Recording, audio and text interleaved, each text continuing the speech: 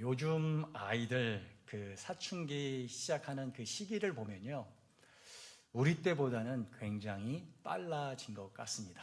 우리 집에도 2명의 아이가 있는데요, 중학생인 우리 딸 예은이는요 벌써 사춘기를 겪고 있고요, 우리 예준이는 이제 초등학생 5학년인데 언뜻 어떤 보기에 아빠한테 이 눈빛이 나 사춘기예요 라는 그 눈빛을 보낼 때가 참 많습니다.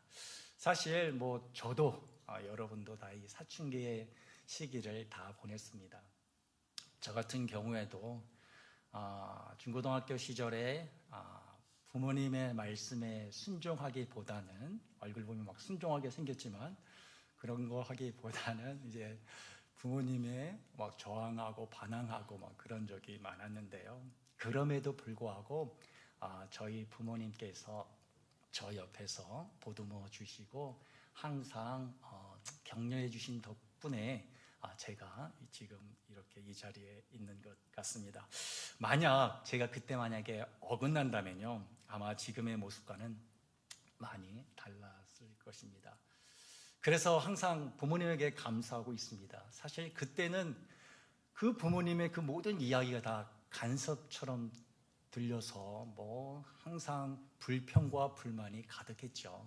그러나 지금 생각해보면 정말 그때 부모님이 옆에 있었기 때문에 내가 지금 살아가고 있구나라고 생각하고 있습니다. 그래서 늘 감사하고 있습니다. 이런 이 부모와 자식 간의 관계는요, 육신의 관계에서만 있는 것은 아닙니다. 우리 하늘 아버지와 우리와의 관계도 분명히 있습니다. 우리가 예수님을 믿지요. 예수님을 믿으면 항상 즐겁고 항상 기쁘고 모든 일이 잘 될 것 같지만 그렇지 않아요. 그러면 우리가 삶을 살면서 그 하나님 앞에 불평과 불만이 나오게 됩니다. 그럴 때 어떻게 하십니까, 여러분들? 저는 저 같은 경우에는 감사를 합니다. 왜 그러냐? 하나님의 말씀이, 약속이 모든 것을 합력하여 선을 이루시는 하나님이 또 계시고, 또한 그것을 경험케 하실 뿐만 아니라 그 말씀을 주실 때에 참 신비로운 말씀을 우리가 다들 그러겠지만 체험하기 때문입니다. 하나님께서 범사에 감사라는 것은 해도 좋다 안 해도 좋다가 아니죠. 명령입니다, 명령. 그런데 사실 실제 생활에서 범사에 감사하는 것은 그리 쉬운 일이 아니지 않습니까? 그런데 계속해서 감사하지 않을 경우에도 감사한다라고 의지를 들여서 말씀에 순종한다면요, 참 이상한 일은 감사의 조건들이, 감사의 일들이 주위에서 생긴다는 겁니다. 참 이상해요. 그리고 마음이 바뀐다는 거죠. 참 이상합니다. 그래서 저는 이게 하나님의 말씀이 살아있고 운동력이 있는 거 아닌가라고 지금 생각하고 있습니다. 그 하나님의 말씀. 그래서 요즘에 그렇게 감사하고 있는데요. 그래서 요즘에 이제 흥얼흥얼거리는 찬양이 있습니다. 우리 구묘 기도회 때 가끔 부르는 찬양인데요, 아마 여러분들 아실 겁니다. 제가 이 찬양을 부르면서 가사가 너무 좋더라고요. 그래서 우리 성도님들에게 그 가사를 지금 한번 봉독해 드리도록 하겠습니다. 한번 잘 들어보세요. 잘 들어보십시오. 나의 평생에 가장 복된 일은 내가 예수님을 만난 것이라. 나의 평생에 가장 잘한 일은 내가 예수님을 주로 섬긴 것이라. 이 세상 살 동안 내가 걷는 길이 때론 험하여서 넘어질 때도 주의 강한 손이 나를 붙드시니 나는 예수님만 주로 섬기며 살리. 나는 주를 섬기는 것에 후회가 없습니다. 내가 걸어온 모든 시간 다 주의 은혜니 내가 걸어갈 모든 날도 주만 섬기며 살리. 오직 예수 이름 부르며 살아가리라. 이 가사를 들을 때마다, 그리고 흥얼거릴 때마다 너무 좋습니다. 여러분들은 어떻게 이런 고백의 삶을 살아가고 있습니까? 아니면 신앙의 사춘기의 그 시기를 보내고 있습니까?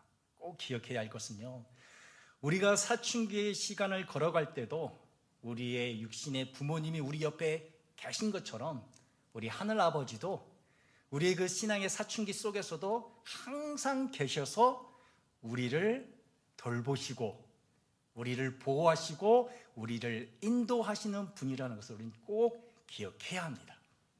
오늘은요, 그러한 하나님의 사랑을 오늘 본문을 통해서 다시금 깨닫고 우리의 삶을 감사의 삶으로 한번 바꾸는 그런 시간이 되기를 간절히 소망합니다. 오늘 우리가 읽은 말씀은요, 뭐 전체 다 읽지 않았지만요, 우리가 잘 알고 있는 말씀입니다. 예수님께서 그 거라사 지역에 있는 한 귀신 들린 자를 쫓아낸 사건입니다.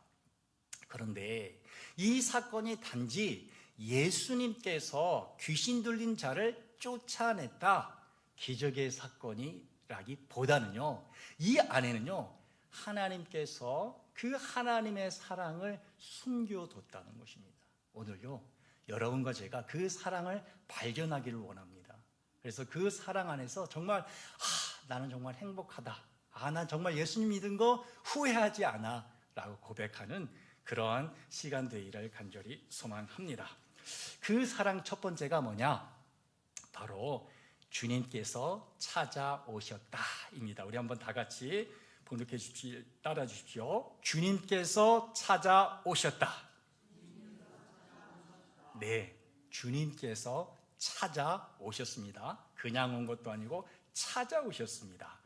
우리 마가복음 5장 1절을 한번 볼까요?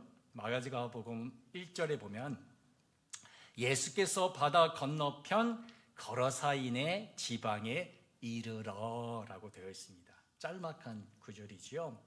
이 1절에서 우리가 주목해야 할 단어가 두 개 있습니다. 첫 번째 단어가 뭐냐면요, 거라사인입니다. 거라사인. 이 거라사가 어디냐, 실질적으로 어디냐라고 이 신학자들 중에 이 논쟁이 많습니다. 그러나 이 지역은 정확하게는 알 수 없지만 다들 인정하는 건 뭐냐, 이 거라사인은 분명히 유대인이라는 거죠. 유대인이 아니라 이방인이다라는 거죠. 그러니까 여기에 거라사인이라고 이렇게 표기를 해 놓은 것입니다. 그리고 2절에 보면요, 이 거라사인이 어디에 있느냐라고 보면은요, 무덤 사이에 살고 있었다라는 겁니다. 여러분, 무덤은요, 유대인의 입장에서 아주 부정한 곳입니다. 따라서 이방인이고 그리고 무덤 사이에 있는 이 사람에게 유대인들은 접근조차 할 수 없는 거죠. 상종할 수 없는 그런 사람임을 우리가 1절에서 알 수 있다는 게 하나고요. 또 다른 하나는 뭐냐, 여기에 보면 이르러라는 단어가 있습니다. 예수님께서 그 지방에 이르러라고 되어 있지요. 이 이르러라는 동사의 헬라어를 보면요, 바로 엘코마이라고 되어 있습니다. 엘코마이는 뭐냐, 목적을 가지고 가다 혹은 오다라는 뜻입니다. 목적을 가지고.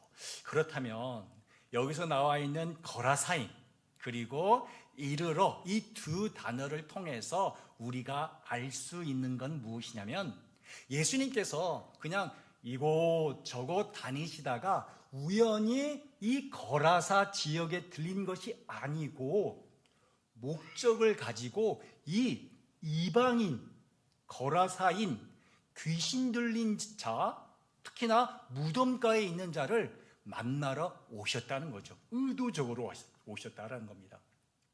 이런 주장을 뒷받침할 수 있는 게요, 바로 무엇이냐면 우리가 읽은 5장 1절 앞부분에 나와 있는 하나의 사건입니다. 여러분, 이 사건은 무엇입니까? 예수님께서 바다를 잔잔하게 한 사건이죠. 제자와 그리고 예수님께서 배를 타고 가고 있었습니다. 그런데 갑자기 큰 광풍이 그 배에 불어닥쳤죠. 그때 어떻게 했습니까? 보면은요, 마가복음 4장 37절을 한번 보시면요, 큰 광풍이 일어나며 물결이 배에 부딪혀 들어와 배에 가득하게 되었더라라고 되어 있습니다. 이 지금 상황은요, 제자들이 진짜 혼비백산한 상황입니다. 왜냐하면 그 다음 절 38절 보면 제자들이 예수님을 깨우면서 예수님 우리가 죽게 되었는데 예수님은 지금 잠이나 잡니까? 라고 이렇게 하는 구절이 나오거든요. 그만큼 지금 너무나도 시급한 상황이라는 거죠. 그때 예수님께서는 깨나시고 그리고 바다를 잠잠하게 했다는 것을 우리 너무나도 잘 알고 있죠. 그런데 어떻게 이 사건과 그리고 그 다음 5장 1절부터 이 사건이 연결되어 있냐라고 아무런 것도 없는데 라고 생각할 수 있지만요, 그러나 이 사건이 어디에서 일어났느냐? 바다에서 일어났고 바다의 광풍, 즉 바다라는 것을 주목한다면요, 우리는 5장의 오늘 사건과 연결점을 찾을 수가 있습니다. 여러분, 유대인에게 있어서 이 바다라는 곳은 어떤 곳이냐? 괴물들이 사는 곳이에요. 괴물들. 그래서 바다 가는 것을 두려워했습니다. 그리고 지금 바다에서 광풍이 불었다는 말은 무엇이냐? 그들이 인식하기에는 예수님과 제자들이 사역하러 나아가는데 그 바다의 괴물이 그 예수님의 그 사역을 방해한다라는 거죠. 예수님이 가시려고 하는 그 진로 어디입니까? 그 목적지가 예수님께서 가시고자 했던 바로 거라사 지역에 이 귀신 들린 자를 치료하고 그리고 회복시키기 위해서 가야 되는데, 지금 광풍이 그 안에 있는 그 바다 안에 있는 괴물이 그 광풍을 통해서 이 예수님의 가시는 길을 막으려고 하고 있다라는 것을 우리가 알 수가 있습니다. 그래서 이 바다를 잠잠케 한 사건 다음에 곧바로 5장 1절이 이렇게 연결되는 것입니다. 그렇습니다. 예수님은 아까도 말씀드렸지만 이 주인공을 찾기 위해 그냥 오신 게 아니라 이러한 방해하는 세력들을 무찌르고서 그 사람에게 갔다는 것을 오늘 본문은 우리에게 말해주고 있습니다. 이게 바로 뭐냐? 주님께서 찾으셨다라는 거죠. 누구를요? 바로 거라사인, 그 귀신 들린 자를 말입니다. 이러한 주님의 찾아가심은요, 여기에 온 우리 모두의 주님께서 오신 모습과 동일합니다. 여러분들은 우리에게 찾아온 주님의 모습을 어떻게 생각하고 계십니까? 누가 나에게 전도를 해서 내가 예수 믿었으니까 그 사람을 통해서 주님께서 오셨지라고 생각할 수도 있고요. 우연이지 이렇게 생각할 수도 있습니다. 야, 주님이 온 거하고 나하고 무슨 그런 깊은 뜻이 있겠어? 라고 더 깊이 생각하지 않을 수도 있겠지만요, 오늘 말씀에 따르면 무엇라고 이야기를 하느냐? 예수님께서 우리에게 오시기 전에 먼저 예수님은 우리를 마음에 품으시고 그리고 모든 어려움, 모든 방해 세력을 이기고 우리에게 오셨다라는 것입니다. 이것을 보여주는 구절이 있습니다. 빌립보서 2장 6절에서 8절, 아마 여러분들이 너무나도 잘 아는 말씀입니다. 바울이 빌립보 교회인들에게 너희들 권면할 때죠. 너희들 겸손한 이런 겸손으로 살아야 된다라고 하면서 예수님의 겸손을 이런 식으로 말씀했습니다. 빌립보서 2장 6절에서 8절까지의 말씀을 제가 봉독하도록 하겠습니다. 이렇게 말씀했죠. 그는 근본 하나님의 본체시나 하나님과 동등됨을 취할 것으로 여기지 아니하시고 오히려 자기를 비워 종의 형체를 가지사 사람들같이 되셨고 사람의 모양으로 나타나서 자기를 낮추시고 죽기까지 복종하셨으니 곧 십자가의 죽으심이라 라고 되어 있습니다. 한번 여기 띄워주시기 바랍니다. 이 말씀에 보면요, 6절에 보면 이런 말씀이 있어요. 하나님과 동등됨이라는 말씀이 있습니다. 좀 무슨 말입니까? 이것은 예수님께서 하나님과 분명히 같은 그런 모습을 가졌음에도 불구하고 그 모든 것을 다 버렸다라는 거죠.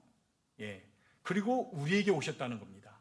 그리고 오시고는 무엇이 되었다고 여기 나와 있냐? 7절을 보면 종의 형체를 가지셨다.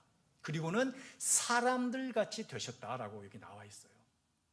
그리고 마지막 8절에 보면 자기를 낮추시는데 어디까지 낮추셨냐? 죽기까지 복종하셨다라고 나와 있습니다. 이것이 바로 뭐냐? 우리는 알 수 없는 예수님이 이 땅 가운데 오는 과정 가운데 주님이 겪으신 일입니다. 누구 때문에요? 바로 여기에 있는 여러분과 저 때문이지요. 예. 따라서 주님이 왜 이런 일을 겪어야 했습니까? 주님이 왜 이런 일을 겪으면서 여기까지 온 이유가 무엇입니까? 바로 우리가, 여러분과 저가 주님 앞에 그만큼 존귀하기 때문이요, 사랑받기 때문이기에 주님께서 이 땅 가운데 이렇게 오신 것입니다. 그러기에 사도 바울은요, 또 로마서에서 이런 말씀을 하죠. 뭐라고 말씀하시느냐? 우리 안에 이렇게까지 우리에게 오신 주님이 계시고 그 주님을, 그 예수님을 우리에게 보내신 하늘 아버지가 있다. 그분이 계시다라고 하면서 로마서 8장 32절을 얘기해서 8장 32절에서 이렇게 말씀하셨는데요. 우리 한번 다 같이 봉독하도록 하겠습니다. 시작. 자기 아들을 아끼지 아니하시고 우리 모든 사람을 위하여 내어주시니가 어찌 그 아들과 함께 모든 것을 우리에게 주시지 아니하겠느냐. 이게 하나님의 약속입니다. 자기 아들을 아끼지 아니하시고 모든 사람을 위하여 내주시니가 어찌 그 아들과 함께 모든 것을 우리에게 주시지 아니하겠느냐. 여러분, 이 말씀을 믿습니까? 네.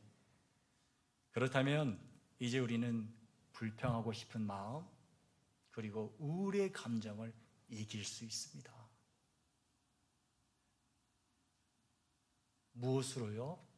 바로 우리를 찾아오신 그 주님 때문에요. 왜냐? 주님이 그냥 우연하게 우리에게 온 것이 아니라 이러한 어려움과 그리고 이런 고통을 겪으면서 우리를 찾아오셨기 때문입니다. 우리가 이 주님의 찾아오심을 늘 기억하면서 항상 감사의 삶을 사는 우리 성속의 권속들 되기를 간절히 소망합니다.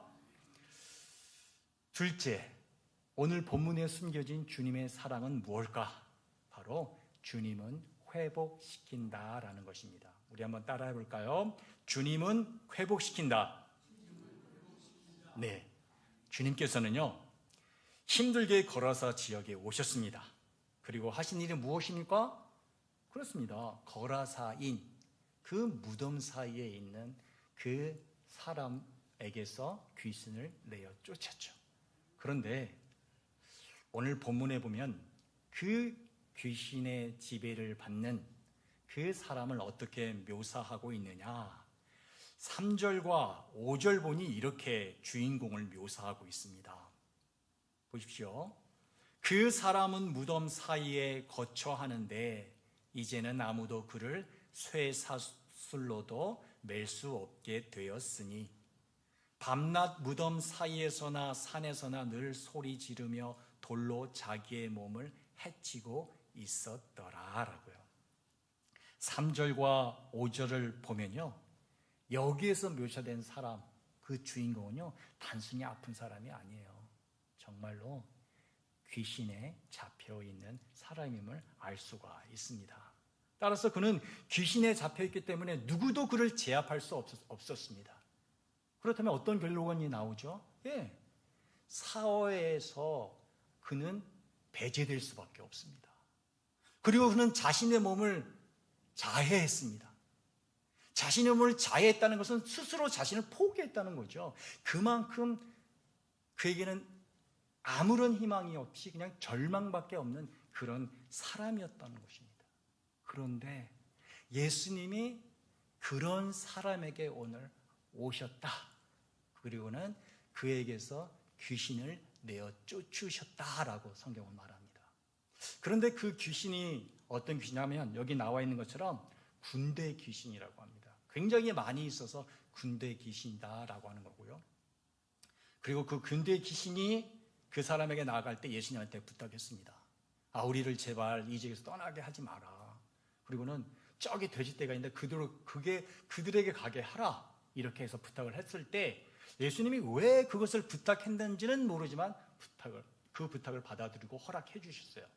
그래서 그들이 돼지떼에 갔고 그 돼지떼가 갑자기 물에 빠져서 몰살당하는 일이 발생이 됩니다. 그것을 안 그 지역 사람들이 예수님께 다가옵니다. 그리고는 예수님한테 뭐라고 이야기를 하느냐? 17절에 보니까 그들이 예수께 그 지방에서 떠나시기를 간구하더라라고 되어 있습니다. 떠나주세요라고 얘기를 하는 거죠. 왜 마을 사람들이 예수님께 이런 요구를 했을까요? 간단합니다. 그들에게는 2,000마리의 돼지가 한 사람이 정말 회복되는 것보다 더 중요했기 때문에 예수님에게 이런 간구를 한 것이죠. 예수님은 그 지역에 오셔서 이로움을 준 것이 아니라 해악을 끼쳤다고 그들이 판단하기 때문에 그들은 예수님에게 이런 부탁을 한 것입니다. 그런데 예수님께서는 그러지 않았습니다. 예수님께서는 어떤 희생, 그것이 바로 2,000마리의 돼지 떼라도 그 한 생명을 살리기를 예수님은 원했고 그 귀신들로부터 해방시켜 줬을 뿐만 아니라 그것을 통해서 주님이 무엇을 보여주셨느냐? 한 영혼이 정말 천하보다 귀하다라는 것을 예수님의 그 축사를 통해서 우리는 알 수가 있습니다. 동일하게 예수님은 우리에게도 새 생명을 주기 위해서 희생을 치렀습니다. 그 희생이 뭐죠? 여러분들 너무나도 잘 알던 것처럼 자신의 몸을 내어 드림으로써 그것을 증명했습니다. 이것이 우리가 너무나도 잘 알고 있는 주님의 사랑입니다. 누구를 향한? 우리를 향한 주님의 사랑이요. 그런데 주님은요, 이 사랑에서 멈추지 않고 더 깊이 들어갔습니다. 어디까지 들어오셨냐? 바로 우리의 각자의 삶까지 들어왔습니다. 각자의 삶까지. 들어오셔서 주님께서 무엇을 했을까요? 우리의 각자의 삶의 모든 부분을 다 회복했음을 오늘 성경은 우리에게 말해주고 있습니다. 어디서 그것을 우리가 찾을 수 있느냐면요, 예수님께서 그 사람을 고치고 마을 사람들이 떠나라고 하니 그 지역을 이제 떠나게 됩니다. 그런데 예수님께 회복된 그 사람이 예수님과 함께 가기를 원합니다. 그때 예수님께서 그 자를 뭐라고 얘기하느냐? 19절 보면 그 사람에게 이렇게 이야기를 합니다. 허락하지 아니하시고 그에게 이르시되 집으로 돌아가 주께서 내게 어떻게 큰 일을 행하사 너를 불쌍히 여기신 것을 내 가족에게 알리라 하시니라고 되어 있습니다.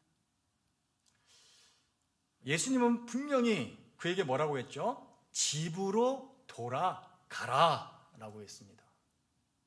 보통의 반응하고는, 보통의 모습하고는 좀 달라요. 예수님은 그를 따르려고 하는 자들에게는 나를 따르라 라고 이야기를 하셨고, 또 한 가지는 뭐냐면 사역의 관점으로 봐도 만약에 이 자가 귀신의 어떤 그 쫓임을 받은 해방된 이 자가 예수님의 사역하는 가운데 함께 있다면 많은 사람들이 하나님의 능력을 더욱더 인정할 것이고, 그렇다면 하나님의 나라가 세워지는 거 보면 아무래도 예수님과 함께 있으면 좋을 것 같은데 왜 예수님께서는 이 사람을 집으로 돌아가라라고 얘기를 했을까요? 성경에 나와 있지 않습니다. 그 이유는 뭐냐? 바로 예수님께서는요, 이 사람의 가장 필요한 것이 무엇인지를 알고 그것을 채워주기 위해서 이 사람을 집으로 보냈다는 겁니다. 여러분 한번 생각해 보십시오. 여러분의 가족 중에 누군가가 오늘 이 우리가 읽은 본문의 주인공처럼 그렇게 무덤 가운데 있는다고 한번 생각해 보십시오. 가족으로서는요, 정말 마음이 무너지는, 정말 그들이 어떤 신을 믿든지 그 신에게 빌고 또 빌고 그랬을 겁니다. 그 자신의 가족을 거기에서부터 벗어나게 해달라고 얼마나 빌었겠습니까? 예전에요, 제가 이제 저희 동네에 이제 어릴 때 있을 때 저희 동네에 정말로 이렇게 오늘 이분과 완전히 비슷하지는 않은데 좀 비슷한 분이 있었습니다. 옷은 항상 더러운 옷을 입었고요. 그리고 이제 머리는 이제 더덕더덕 이렇게 붙어져 있어가지고 여자분이셨는데 그렇게 이제 여기저기 다니곤 했습니다.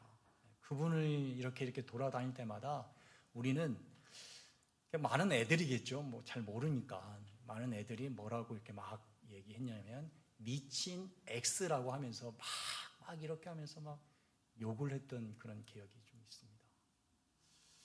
그런데 어느 날이었습니다. 어느 날 우리 애들하고 친구들하고 같이 학교에서 돌아오는 길에 한 몇 명 있었는데요. 그분이 딱 우리 앞에 나타나는 겁니다. 그리고는 우리를 완전히 무섭게 이렇게 흘겨보는 겁니다. 그러니까 우리 초등학생 애들은 너무나 두려우니까 어떻게 했냐면 옆에 있는 돌을 가지고 막 맞히면서 그냥 아까도 말했지만 미친 어쩌고저쩌고 하면서 물러가면서 막 이 귀신아 물러가 막 이렇게 했었거든요. 그런데 좀 그 소리가 있을 때는 한 1분인가 지나가지고요. 그분의 언니가 이제 같이 살았었는데 그분의 언니가 나타나더니 우리한테 너희들 뭐야? 왜 우리 동생에게 이렇게 하면서 그렇게 막 성을 내는 거예요. 성을 내면서 한다는 게 자신의 동생을 이리저리 살피면서 어디 아픈 데 없냐, 어디 다신 데 없냐 하면서 이렇게 쓰다듬으면서 동생 손잡고 이제 가더라고요. 사실 그때는 그런 상황이 이해가 안 됐습니다. 아니, 왜 저런 동생을 같이 살까? 이런 마음, 그렇게 생각을 했었는데요. 지금은 충분히 이해가 됩니다. 성인이 되고 이렇게 생각해보면 정말 지금은 충분히 이해가 됩니다. 그 가정이 바로 원했던 게 뭘까? 그리고 그 사람에게 가장 필요했던 게 뭘까? 예수님은요, 그걸 아신 거예요. 그걸 알아서 이 사람의 예수님과 함께 있기를 원했지만 그럼에도 불구하고 예수님은 아니야, 집으로 돌아가. 그래서 너희 가족과 함께 주님이 너희 가정에 주신 그 은혜를 한번 나눠. 그리고 그 은혜로 말미암아 너희 가정이 회복되기를 바란다. 그게 바로 주님이 이 사람을 보내주신, 가정으로 보낸 이유인 것입니다. 그렇습니다. 우리 주님은요, 우리를 분명히 사랑하는데 십자가에 돌아가시고 그래서 우리를 사랑한 걸 성경에 보이시고, 그러나 우리 주님께서는 그 성경에 보여주신 것 말고 또 한 가지는 우리의 가정 혹은 우리 각각의 삶에 찾아 들어오신다는 겁니다. 그래서 우리의 삶에, 우리 가정의 문제가 무엇인지, 우리 가정의 아픔이 무엇인지, 그리고 내가 지금 무엇 때문에 고민하고 있는지, 내가 무엇이 필요하는지를 알고 그 필요를 채워주면서 우리의 모습들을 회복시키시는 분이 누구다? 바로 우리에게 찾아오신 우리 주님이라는 것을 우리는 꼭 기억해야 합니다. 이게 바로 뭐냐? 바로 오늘 말씀을 통해서 하나님의 우리에게 보여주고 싶은 그 주님의 사랑인 것입니다. 이 사랑을 알고 우리가 정말 늘 기억하고 감사를 드리는 우리 모두가 되기를 원합니다.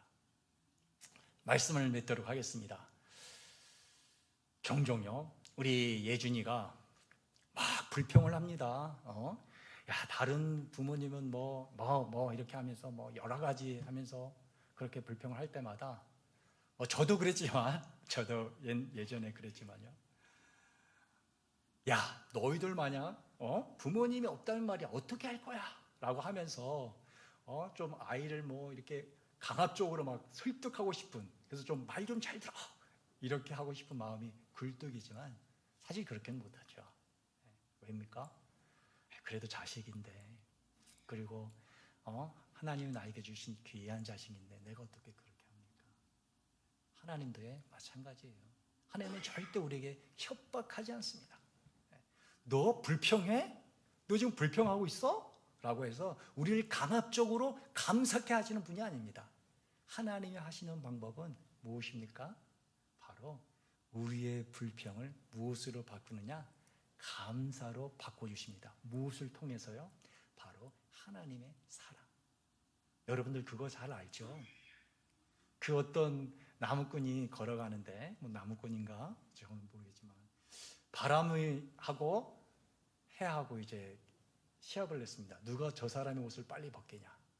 바람이 강풍을 동원해서 바람을 벗기려고 해도 안 벗겨지는 거예요. 왜?